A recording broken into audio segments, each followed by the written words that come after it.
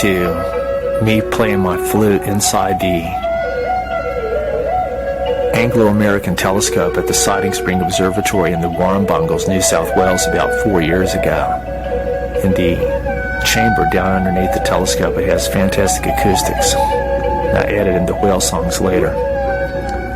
And also, behind us, you've got a song called Stars, which is my impression of the stars, done on grand piano in 1998, and then a song called Constellations of the Southern Hemisphere, Charlie Brown Goes to Proxima Centauri, with Zach Vilmer on drums, recorded in Atlanta, December on the winter solstice, 1999. Greetings from the universe. This is Jeff Phillips Wefferson. This is On the Brink Radio broadcast number 322, being recorded here on the morning of Saturday, the 23rd of May, from northern Tasmania. It's a beautiful, crystal clear morning. Second morning in a row where we had a temperature of at least 0 Celsius and possibly lower, with my little bird bath frozen solid with about 8 or 10 centimeters of ice. Very, very interesting experiencing the beauty of the ice divas. Beautiful small flock of black cockatoos flew right over while I was burning my sage this morning too, which was very much of an honor. This show is entitled On Being an Astronomer, Honoring the Star Nations and Our Cosmic Context.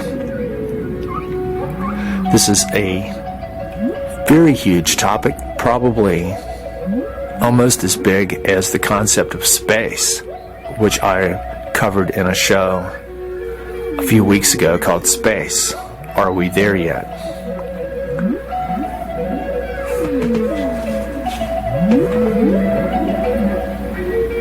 Ever since I was about 12 years old, I've really been an astronomer.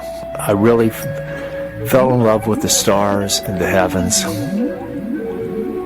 in the summer of 1968, when I had this really amazing kind of spiritual epiphany experience. And possibly what stimulated the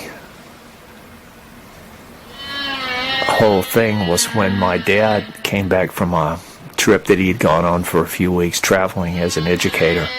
And he came back and he gave me 2 books, one of which was Emanuel Velikovsky's book, Worlds in Collision.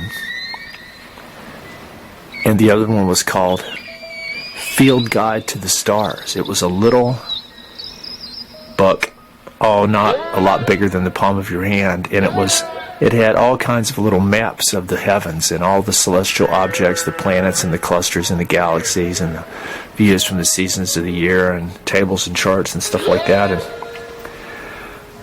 I was reading these books, and this was late. Would have been late July.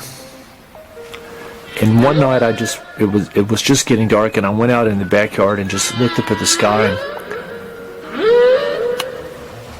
I felt as if a magical energy of some kind just kind of came down around and it enveloped me. And not physically, but it was like an awareness. But it was like this enchanted, mystical strand or sudden moment of a change in my consciousness that it was like the opening of the doors of wonder, of enchantment of the whole universe. And it was like I all of a sudden became aware of the vastness of the universe and the magicalness of who is there, or who the universe is. I mean, I've tried for many decades to verbalize this experience, and I really can't, but it was like an awakening into the cosmic beauty and awesomeness and eternity and infinity, but also a sense of that somebody's there. And this wasn't really, I guess it truly was a religious experience, but not really. I didn't think of it that way, but this is what a truly religious experience would be, but I don't like that word. It was a spiritual transformation, an awakening, or a remembering. I don't know, none of these words really fit. Like I could play music and show you some art that expresses this. And that's really what I've been doing my whole life ever since then. But the result was that I kind of fell in love with the stars and all things celestial and astronomical right then. And I had binoculars, and I started going out and identifying the planets and the clusters and the galaxies, and throughout the different seasons of the year. And then I got a nice 35 millimeter camera and started doing photography. My earliest photography was like astronomical photography of the crescent moon and Venus. And then I got a telescope a year later, a Unitron 2.4 inch refractor, through which I could see the moons of Jupiter and a lot of craters on the moon and the rings and moons of Saturn, the Pleiades, and all these different things. And I'd get up all hours of the night looking at the stars and doing photography and stuff, and even to where I'd fall asleep in class, even though I was the straight A #1 student, and I still made all A's, but I was just so in love with the stars. And then when I went to college, I was actually going to be an astronomer,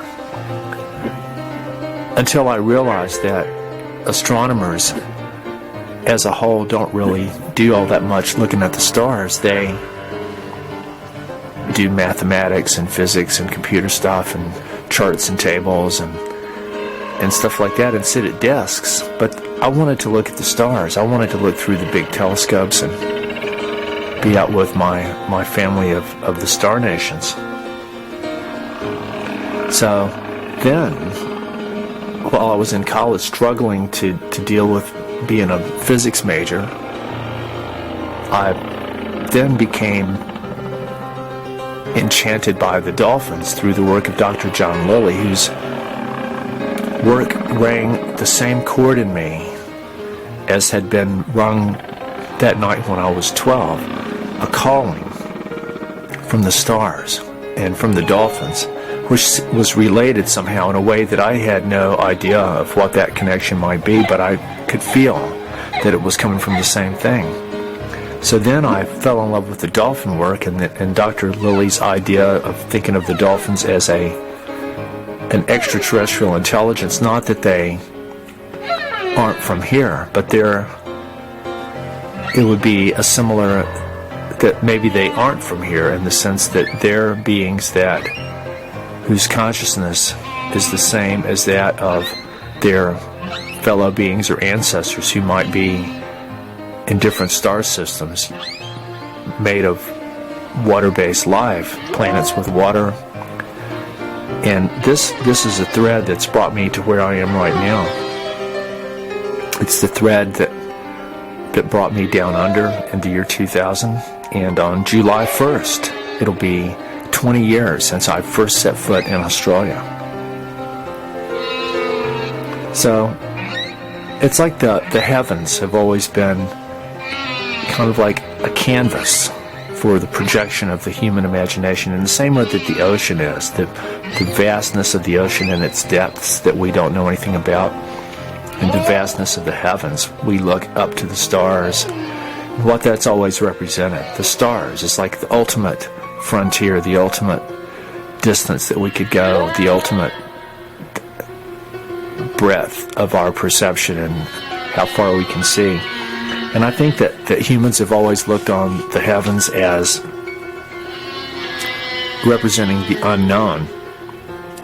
So people have always looked at the skies as an abode of the gods, maybe the planets and the stars, and ancient people attributed all kinds of godlike attributes to ancient people would have thought of all the celestial objects probably as beings or gods, deities, different possible where visitors might come from to visit the earth.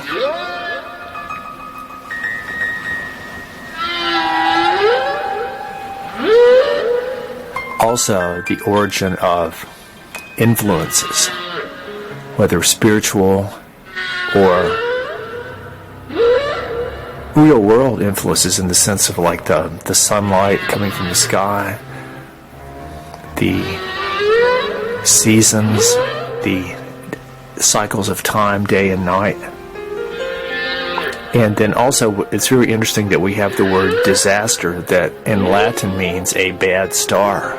So people for a long time would have been aware of, I don't know if bad star was originally a supernova, but people would sort of form kind of synchronistic constellations of association between like events that they might see in the heaven. For example, the appearance of a supernova or a comet or something like that. And they associate that with something that happens here on the earth. And so I don't know if they attributed causality to it. Anyway, the whole point is the heavens have always been sort of the ultimate projection screen for the human imagination. And then as we've come to actually believe that we understand what is really there, stars, planets, galaxies, comets and asteroids, all different kind of objects, nebulae, all our different models of the universe itself, and really we've only been able to sort of go a certain distance, and this is kind of like the distinction I make between whether I'm talking about space, like I did in my show, Space, Are We There Yet? And then the astronomical perspective. Space kind of implies that it's some place that we think that we're going to go, or that in reality we already are, but astronomy implies sort of like the perception or observation of our family in the universe, but without necessarily going there or influencing it or engineering it or anything like that. So this show is about the astronomical perspective of honoring and being aware of our cosmic context and our cosmic family of life. Entire academic disciplines exist that study maybe the anthropology of archaeoastronomy, how different cultures and people have looked to the heavens and worshipped the different celestial beings and deities and things like that. And then we've got the whole calendrical and temporal relationship of human cultures in the sense of astronomical time, how we measure and perceive cycles of time, whether it's the day-night cycle, the lunar cycle, the seasons of the year, the sort of the passage, the precession of the equinoxes, and really sophisticated systems like the Mayan calendar that seem to measure spans of time not by the motion of astronomical bodies, but by the qualitative shifts in the energetic emanations coming from the center of the galaxy. Now that's very interesting in itself, and apparently I've come to sort of be a bit suspicious of a lot of the work of Jose Arguelles and also Carl Kalaman, two of the top quote-unquote Mayan scholars that have talked about a lot of this stuff, but not knowing any Mayans myself. But my friend Mark Elmy, who's living in Guatemala now, does know some. He's been sort of guiding me on this, helping me have correct names for like what I used to refer to as the Hunab Ku, which was Jose Arguelles is named for the center of the galaxy. But measuring time in terms of qualitative changes of energetic emanations and giving say, like, for example, from here to here over X many hundreds or thousands of years, we're in the period when this particular deity is having his influence, and then that has a name. And then it shifts to the period of time when this deity is having his influence, and it's sort of like, and as I understand it, there's like 17 different ones of these to the Mayans. Very, very challenging to try to understand this kind of thing, but no less real than our current mainstream astronomical, astrophysical worldview. Another extremely important relationship between humanity and astronomical awareness is for navigation. How for example, the Polynesian navigators were able to traverse the entire Pacific Ocean and go to places that they possibly didn't even know existed. I mean, this is a very multi-dimensional and possibly even sort of neo-shamanic process that is not all that well understood. And then there's the whole concept that's been huge in my life in recent years, is the whole notion of astronomy as understood or practiced by beings who are not human, specifically the whales and dolphins. This makes a lot of sense to me, and I'd like to thank Tui Allen, a New Zealand author who wrote a book called Ripple, and it's a novel about dolphins living on the earth millions of years ago before there were people. And the dolphins, to her, are astronomers. And they don't just look at the stars, they actually have sort of like out-of-body experiences where they actually sort of astrally travel to different star systems and stuff. And this was a really cool idea that made a lot of sense to me, and has since been borne out in many, many, many different ways. The most powerful of which was when, in late October of 2015, I had a telepathic transmission from a pod of dolphins I'd just been swimming with like every day for a week, and it was an image transmitted directly into my mind, and I know it was from them. I've never had an experience like this before, and it was an image or an impression of what a comet or asteroid might look like for the split second as it's passing through the atmosphere on a trajectory directly towards the observer, as if to say that their ancestors had witnessed something like this and lived to tell, but also that they were telling me that something like this was going to happen again, and my impression was quite soon. This is something I've talked about many, many, many times. So all this stuff relates to honoring the star nations in our cosmic context. Like, that's what I always liked about astronomy, and especially, for example, astronomer Carl Sagan's TV show Cosmos.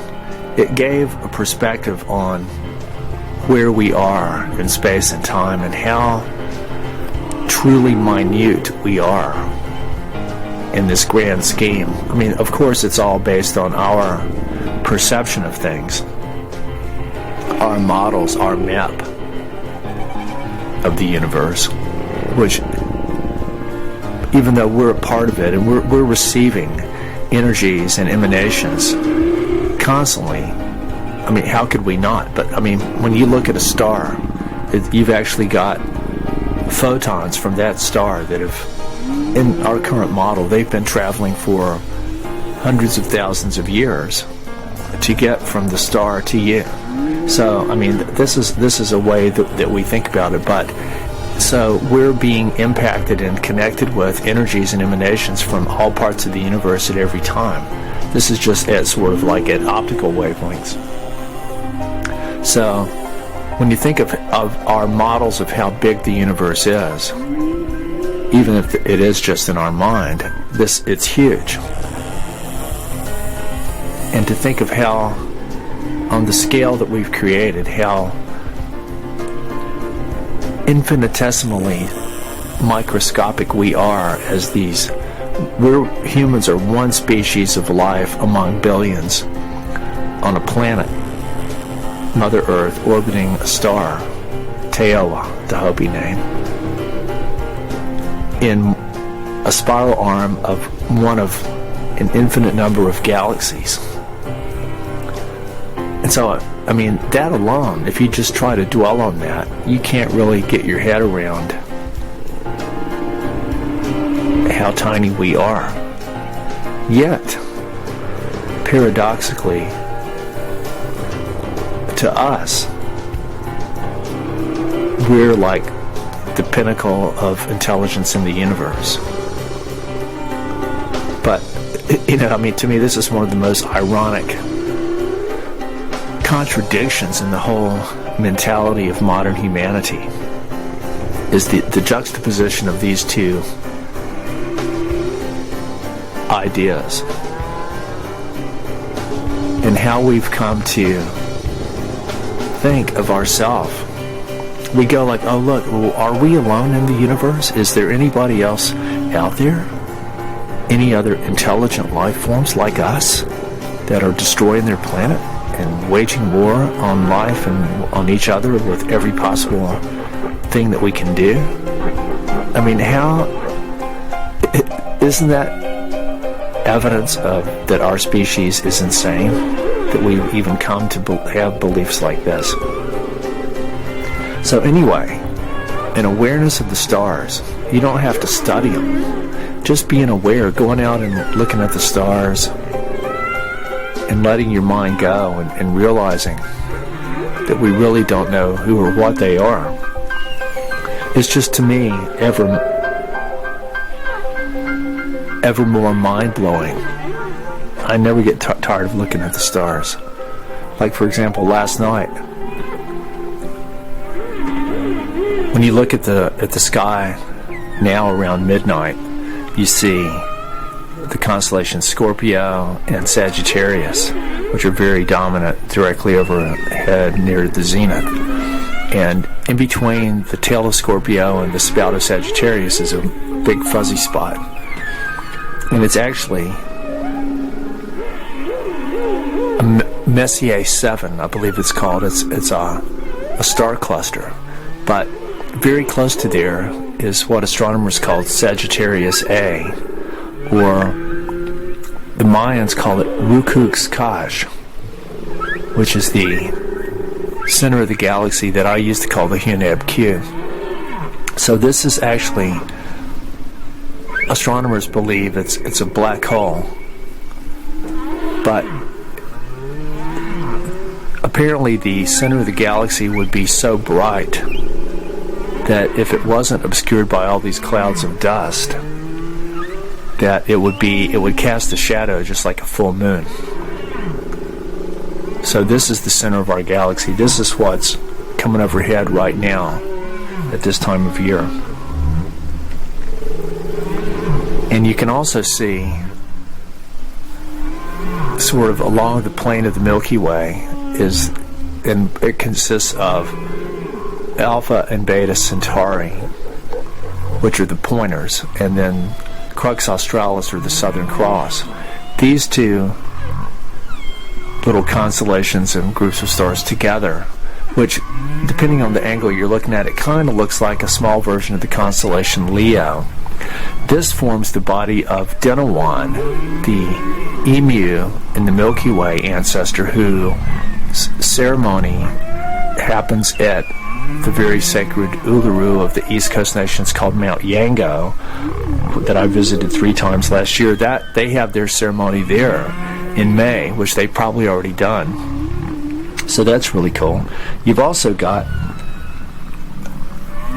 the time that the Maori call Matariki, which happens in June. That's when Matariki is their name for the Pleiades, what the Japanese call Subaru, the seven sisters in the constellation, the shoulder of the constellation Taurus, the bull. And so Matariki is when the Pleiades are overhead in June. And it's very interesting that the constellation Taurus is the radiance for the two meteor showers that are believed to originate from fragments of comet Anka. That's E-N-C-K-E. I finally learned how to pronounce it from my friends from Germany. Anka is the comet that has the shortest period that we know, 3.2 years, but it's believed to be only a remnant of a much larger supercomet that has been involved in many impact events on the Earth, including possibly the event from about 13,000 years ago that caused the Lower Dryas cooling event, and possibly the Chicxulub event from 65 million years ago that was involved with the extinction sequence that led to the demise of the dinosaurs. This is as it's believed. And I'm very lucky to have been in touch with Victor Klube and Bill Napier, the two legendary comet astronomers that have formulated basically the idea of mass extinction events being triggered by comet and asteroid impacts before Lewis and Walter Alvarez kind of stole their thunder in 1982. But so this is when I look up in the sky now around midnight, I see Scorpio and Sagittarius in the center of the galaxy. I see the pointers and the Southern Cross and the South Celestial Pole. You also see the large and small Magellanic Clouds, which are the two closest galaxies to the Earth. They're not spirals like Milky Way or Andromeda. They're kind of irregular galaxies, but they're both only about 400,000 to 500,000 light years away, which makes them very close neighbors in an astronomical perspective. But so the whole star nations, that's what I think of as our family.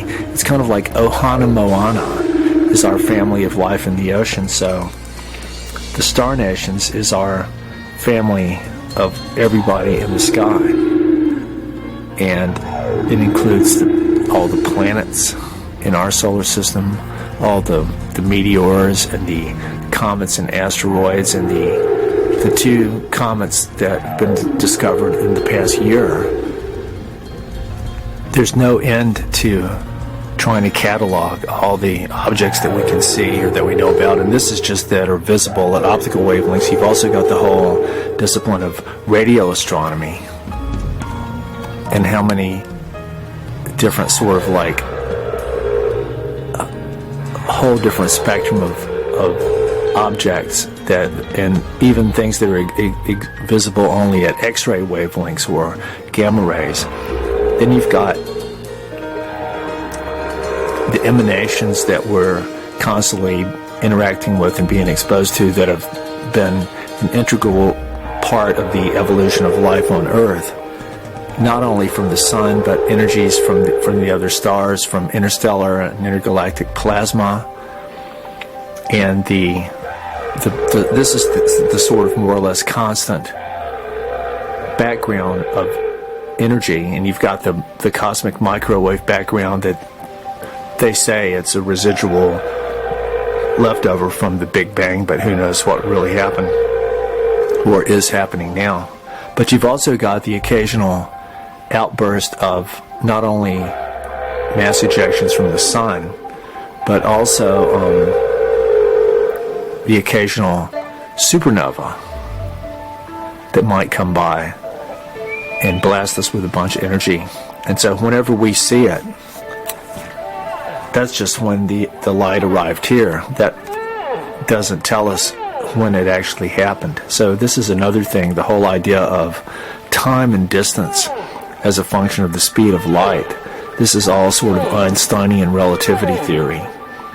So all this stuff, everything I'm saying, and I apologize for this show being a bit kind of chaotic. I'm recording it under less than ideal circumstances here, with a bit of human disruption. But the point is to try to create and maintain a sense of wonder and a sense of the perspective on where we are in the universe, our spatiotemporal coordinates, and how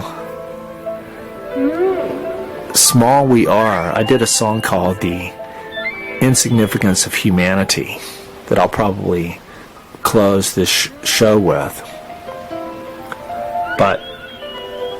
And then there's also the entire discipline of astrology, which I was never that big of a fan of astrology, because you'd see the horoscope in the newspaper and it always kind of sounded the same, fairly nebulous kind of things that could apply to anybody any day. But then when you think about the planets, for example, in our solar system as being beings in the same sense of Gaia, Mother Earth, each one would have its own kind of like planetary personality, its own energetic characteristics and stuff. And even if you don't buy into that perspective, they are physical presences and would exert, in the same sense that the moon has a lot to do with tides and different kind of physical and mechanical effects of the ocean, and even on the continents here on Earth, and then all living beings would be affected by these lunar influences. The planets would exert similar kind of influences, only at a lesser level, even just from gravitational and mechanical things. And so when you add in these kind of influences, I don't think it necessarily determines who somebody's going to be at the time they're born, but they are constantly shifting influences and influences of the different geometrical and spatial relationships between the planets, and how this might affect subtle variations in orbits, and how this kind of thing, orbital variations, could affect magnetic fields. Magnetic fields can affect how we think and process our information at the nervous system level. So I think it's all integrally related. And I think it's just really important to honor the full spectrum of who our Star Nation family is, beginning with everybody that we know and see up close, everybody that's come to Earth, whether it might be extraterrestrial visitors, or it might be meteors or comets and asteroids, or clouds of dust that we've passed through, or the tail of a comet, or the panspermia theory of life coming here, DNA being a form of extraterrestrial intelligence, or life coming here, the spores that Terence McKenna talked about, or the idea that the origins of life might have come on a meteor. I mean, we just don't know. All of this is all these different kind of aspects of the astronomical perspective. And our cosmic context is what really gives us a sense of meaning, both in terms of scale, space, and time, but also a sense of meaning in the sense of how sacred life is, how unique we are, because as far as we know for sure, we don't know any other planet or star system that harbors life as we know her. And on one hand, you'd think that the universe would be teeming with life on other planets. But then on the other hand, equally probable is that there may be none. I mean, I don't know, I would probably tend to say in my own thinking that there probably would be planets and moons that have conditions for life, given that our whole idea of, like, for example, the periodic table of the elements, that holds up. Like in the same sense that some ancient cultures might have, like, their whole conception of reality is different from ours, and their language, and not only why they communicate, but their ideas about time and space. And so that people might have thought that, like, for example, if someone goes away from you and you can't see them anymore, then they no longer exist. and then when they come back, then they exist again. I mean, that kind of thinking, we might call it primitive, but in a way it's true, because if something is not in your immediate field of experience, then it exists. It still exists. Like people that you don't know exist, and we're still connected with them telepathically. I don't know where I'm going with this, but it's like we're only able to keep so much in our awareness at once, and to try to grasp the infinite dimension and complexity of the universe, both within and without, because really that we're talking both. When we look outward to the stars, we're really looking inward into our own minds, because what we're actually experiencing is our simulation of this infinite regress of astronomical time and distance. So anyway, when I look at the stars, which I do every night if it's clear, or in my art, this is the kind of stuff that goes through my mind. Everything that I've said in the show is kind of like encapsulated in what the stars mean to me. So I think that one of the best things we can do is to go out and look at the stars and get away from electricity and from your computer screen and your mobile phone and your TV and people talking, and go and look at the stars and just let your mind go. Let your mind fly out there.